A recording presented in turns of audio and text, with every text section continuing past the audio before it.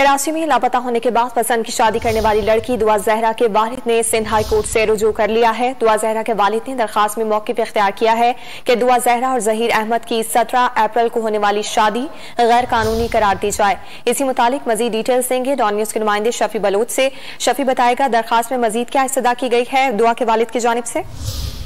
जी, सैयद मेहदी अली काज़मी की जानिब से जो है वो सिंध हाई कोर्ट में दरख्वास्त दायर की गई है और इसमें इस्तदा की गई है कि उनकी बेटी को बाजियाब कराया जाए और जहीर अहमद नामी लड़के से जो शादी हुई थी उस शादी को गैर कानूनी करार दिया जाए, क्योंकि दुआ जहरा की उम्र जो है वो तकरीबन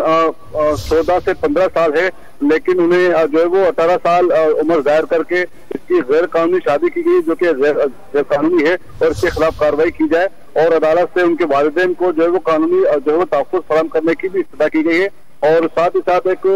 फौरी समाज की भी दरख्वास्त दायर की गई, जिसमें अदालत से इस्तदा की गई कि दरख्वास्त की फौरी समाज करके जो है उस दरख्वास्त को काबिल समाज करार दिया जाए और इब्तदाई तौर पर जो है वो इसके खिलाफ कार्रवाई की जाए। दुआ जहरा को इनसे मुलाकात कराने की जो है वो इजाजत दी जाए। जी, तफसीलात के लिए आपका शुक्रिया शफी।